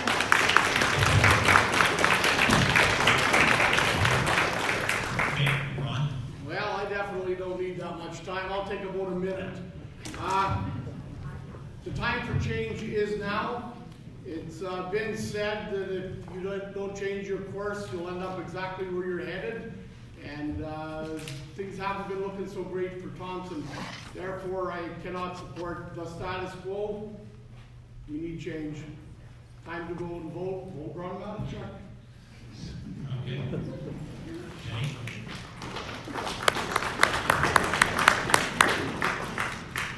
One of the biggest changes we need is to increase our tax base. We need to diversify our economy so that we're not put in a position again where we have to be afraid of one sector of our economy being in trouble. So economic growth and diversifying our economy, I think, are terribly important, and it's something we have to work hard on. We also have to work hard on our relationships to be an inclusive community. Inclusive on all levels, whether it's business, whether it's volunteer boards, whether it's municipal government, it doesn't matter. And I think that's really important. Now, getting off of that, I've had 2 terms on council now, and I'm really glad I did because I had the opportunity to see 2 different styles of leadership and different problems and be able to analyze where I think things could have maybe been better handled or worse handled, take a look at what the mistakes were, and really challenge my thinking in terms of how would I handle those if I was in those shoes. And I can see where it's not easy to handle those problems if you're in those shoes. And don't get it wrong. What we say at this table, all of the campaigning we do, it has nothing to do with what the job of mayor is going to be. All we're doing is giving our best foot forward that we can when it gets down to it, and you've got 8 other people at the table, and you've got a phone call saying that there was an incident on the bridge or something else. It's got nothing to do with what we say at this table today, the real job of mayor. If I'm elected, something you need to understand is I'm not tied down to a full-time job. I'm not tied down to a full-time business. The volunteer organizations I'm active in now, I've already told them that if I'm successful, expect me to take a real big back seat because I just won't be able to help you. So I'll be the closest thing to a full-time mayor that you can possibly have since Don McLean. And I promise you that I will be in people's faces. I will be visiting them. And I don't want to just be mayor. I want to be the best mayor that Thompson's ever had, so that at the end of 4 years, you can say Thompson is a better place today than it was before. And to do that, I'm going to have to make sure that I get those other 8 people at that table working together, despite differences of opinion, despite backgrounds or anything else. We're going to have to work together, put aside any differences, not make things personal or take things personal, keep it on a business professional level. So as again, like I said, we can do things for the good of the people of Thompson, not further our own interests, and not get caught up in little petty differences, because we're not there to be small-minded, we're not there to promote our own interests, we're there to make decisions that we think will help the people of Thompson. Okay, thank you.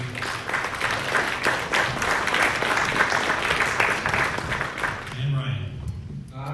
I'm not a perfect person. I make mistakes, and I will probably continue to make mistakes. But I have a big heart, I'm compassionate, and I care about my community and everyone in it.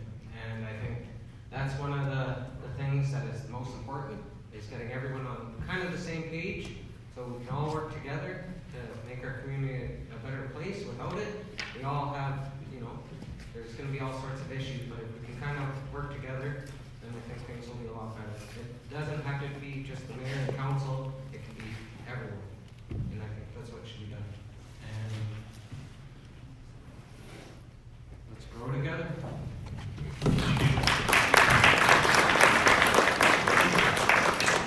So I think that brings our evening to a close. But just before we leave, we have 4 fellow citizens here that have taken a big step, and it's not an easy thing to do what they're doing, and particularly it won't be easy for whichever one of you is the ultimate winner here. So let's show our appreciation for that.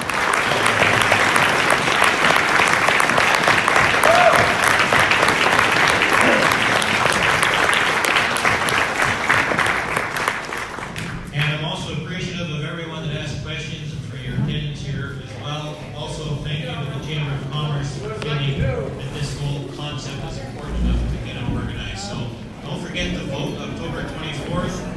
Remember former mayor candidate stating that he lost by 13 votes. And he had many people come up to him and say, "Oh, if I'd known it was going to be that close, I'd have voted." So vote.